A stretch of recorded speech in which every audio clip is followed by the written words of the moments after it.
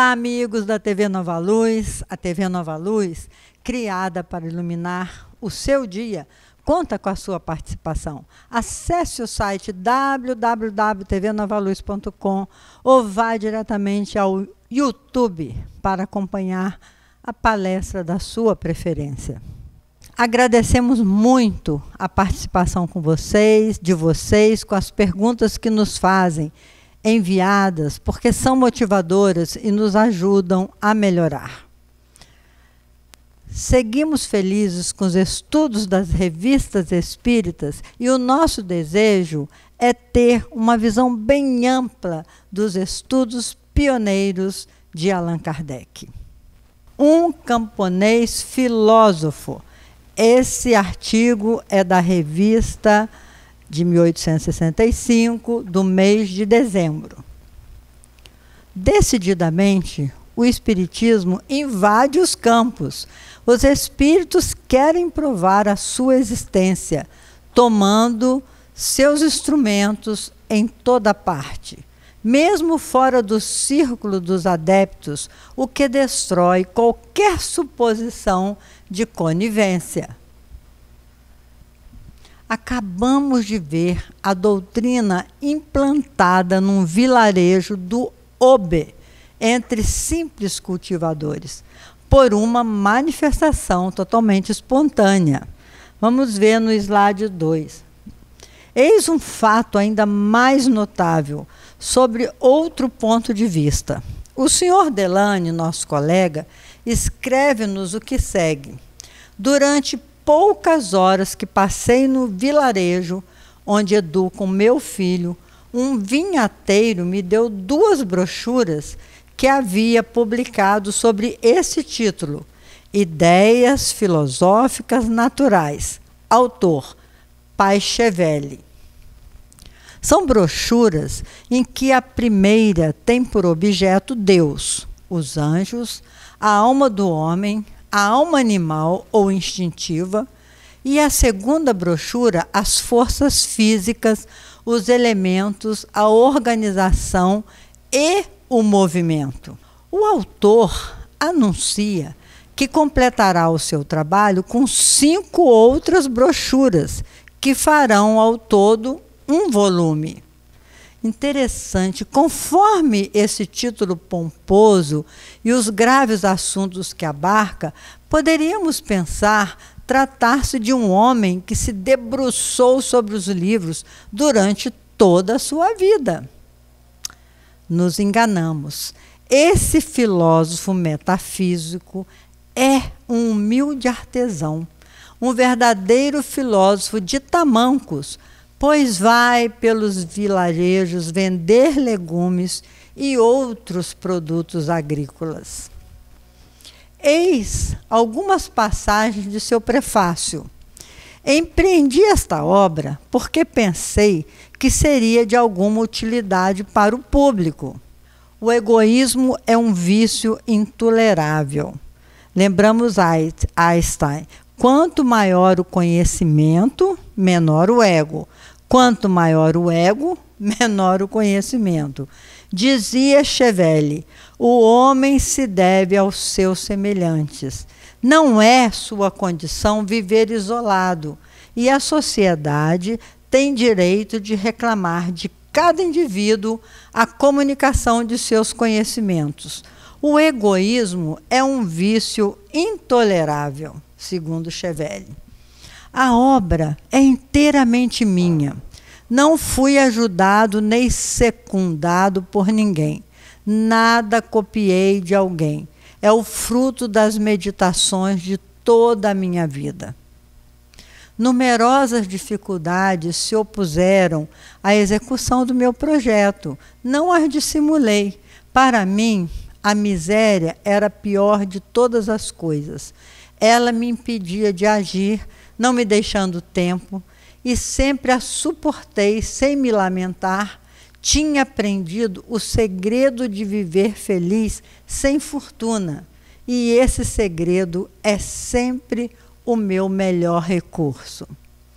que bonitinho, meus irmãos. Ele continua dizendo: escrevi as minhas ideias à medida que me vinham naturalmente, espontaneamente, conforme me chegavam pelas reflexões e pela meditação. Em filosofia, não se demonstram todas as existências por cálculos matemáticos. Não se medem os espíritos com um metro e não podem ser vistos ao microscópio.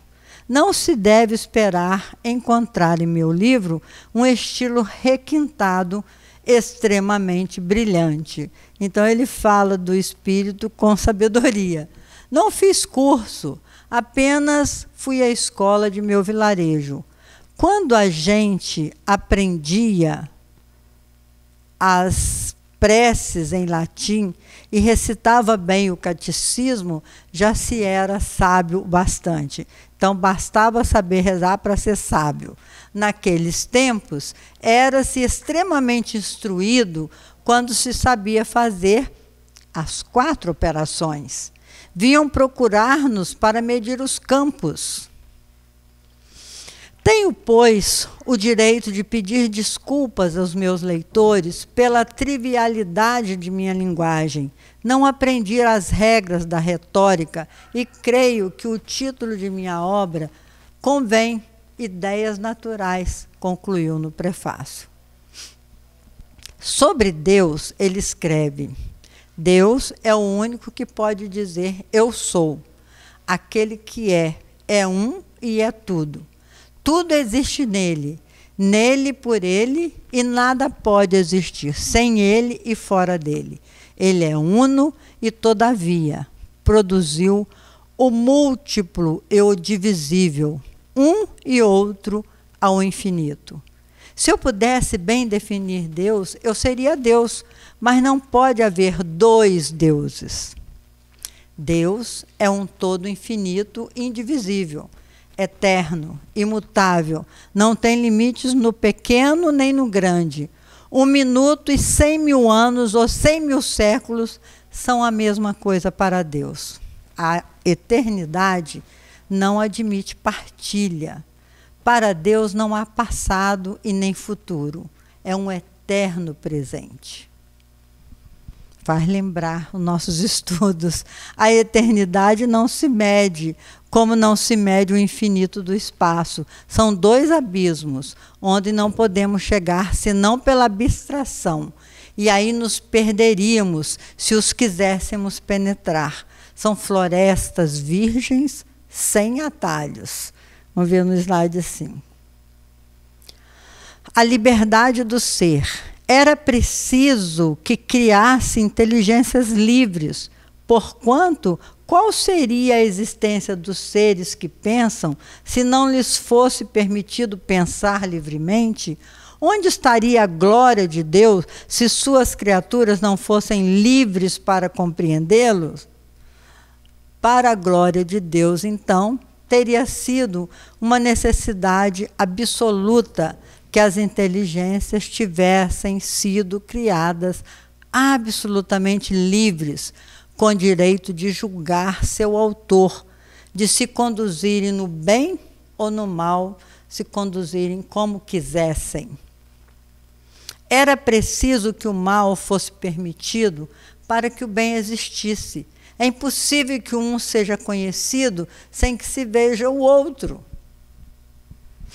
Filosofia pura de um camponês. Ao mesmo tempo que Deus dá o livre-arbítrio às inteligências, também lhes dá esse foro íntimo, esse sentimento intelectual da sua liberdade de pensar, esse ato do espírito livre, que chamamos consciência, tribunal individual, que adverte cada existência livre do valor da sua ação.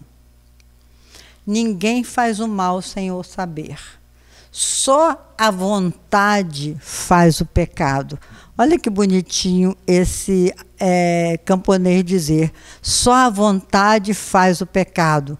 Também temos razões para presumir que os espíritos ou anjos têm alguma parte no governo universal, pois foi recebido como dogma de fé que os homens são guardados pelos anjos e que cada um de nós tem o seu anjo da guarda. Conclusões, slide 6, conclusões de um camponês. As inteligências, os espíritos desprendidos da matéria, bem podem ter, algumas vezes, influência sobre o espírito do homem. Quantas pessoas tiveram revelações que se realizaram, como Joana d'Arc e tantas outras de que falam os livros de histórias que li e que se podem encontrar. Figura de Joana d'Arc. Não fazia a menor ideia de que minha irmã estivesse doente. Eu a tinha visto mais saudável que nunca, não havendo, pois, qualquer motivo para me preocupar com ela. Acontece que eu a vi em sonho em minha casa, em Joinville. Meu Joseph, disse a minha irmã, venho dizer-te que morri. Você sabe que sempre o amei muito e eu mesmo quis trazer-lhe a notícia da minha volta para o outro mundo. No dia seguinte, o carteiro trouxe uma carta anunciando a morte da minha irmã. Ao receber a carta tarjada de negro, disse a minha mulher, você se lembra do sonho que eu lhe contei ontem? Quem sabe não esteja aqui a realidade. Eu não me enganara. Algumas vezes tive visões, às quais só dei atenção quando se realizaram. Mesmo que muito tempo depois, nesses momentos eu não dormia, estava bem desperto e trabalhando. Não sou o único que tenho tido revelações mentais. Outros provarão que tenho razão e que talvez já foi provado. A alma animal não pode ser senão individual e, por conseguinte, indecomponível. Portanto, a alma animal também não morre. No que concerne à inteligência humana, é impossível que ela passe ao corpo de um animal. Aí não poderia agir, pois a constituição física do animal não pode servir de habitação à inteligência humana, embora hajam assegurado que demônios se uniram e possuíram animais. Continua o nosso Chevelle, não posso acreditar que em semelhantes organizações lhes possam fazer algo de razoável. Já não lhes seria possível falar. Não poderiam aniquilar o instinto que agiria sempre por bem ou por mal. É uma das leis estabelecidas pelo nosso Criador. Estas seriam indignas dele se pudesse derrogá-las. Nesses últimos tempos tem se falado muito do Espiritismo. Algumas pessoas me dizem que este capítulo tem muitas relações com ele. Mas se assim é, será por puro acaso, pois é uma obra que jamais li e da qual jamais ouvi falar uma só frase. Muito interessante esse estudo de Allan Kardec, colocando as considerações desse Chevelle. Os dias da criação, disse Deus, faça-se a luz, e a luz apareceu. Eis agora as reflexões do autor sobre a criação. Todos os geólogos, todos os naturalistas estão de acordo que os dias de Deus não eram e não são como os nossos, que são regulados pelo Sol. Com efeito, os dias de Deus na criação não podiam ser regulados pelo Sol, porque, segundo os textos das Escrituras Sagradas, o Sol ainda nem tinha sido criado ou não aparecia. Daí a palavra que nas Santas Escrituras, na linguagem que estas foram escritas, tanto significa dia quanto significa tempo. Olha as considerações do camponês. Assim, o erro bem pode ser dos tradutores, que deveriam ter dito em 6 tempos, em vez de dizer em 6 dias. E depois, por que quereríamos nós fazer os dias de Deus tão tão curto quanto os nossos, ele que é o eterno, consideração inteligente, né? Não fui eu, não que eu queira dizer que Deus não pudesse ter criado o mundo em 6 dias, cada um de 24 horas, e que cada um desses anos valessem centenas de milhares de nossos anos. Se eu quisesse entendê-lo assim, estaria em contradição comigo mesmo, porque em meu primeiro volume eu disse que em 1 minuto, 100 mil anos ou 100 mil séculos eram as mesmas coisas para Deus. Quando se examinam as camadas da Terra e como foram formadas, chamamos essas diferenças revoluções de épocas. As provas físicas lá estão, pois esses depósitos não ocorreram em 24 horas. Só há 7 dias na semana para nós. Deus não tem senão um dia ao todo, e esse dia não tem começo e nem fim. Para o nosso bem, Ele quer que repousemos um dia por semana, mas Ele jamais repousa, nunca dorme, e sua ação é incessante. E quando as neves, os gelos e as geadas nos fazem ficar ao pé do fogo, há outros povos que colhem flores e frutas. E depois só há um mundo, só há um sol. Todas as estrelas que vemos são sóis que iluminam os mundos como o nosso, e talvez mais perfeitos até do que o nosso. Quanta sabedoria num camponês do século XIX. 6 épocas. Deus é o autor de todos esses mundos e de muitos outros que não vemos. Assim, os 6 dias da criação são 6 épocas que duraram mais ou menos tempo e que foram chamados dias para se colocarem ao alcance da nossa maneira de ver. A obra de Chevelle é uma pequena enciclopédia, porque aí ele trata um pouco de tudo, mesmo das coisas usuais. Anuncia para mais tarde um manual do herborista médico, ou tratamento das doenças pelo emprego das plantas e das plantas medicinais indígenas. Olha que interessante, meus irmãos. De onde lhe vêm todas essas ideias? A sabedoria. Sem dúvida, ele leu, isto é evidente, mas sua posição não lhe permite ler muito. E, aliás, precisava de uma aptidão especial para aproveitar essas leituras e tratar de assuntos tão abstratos.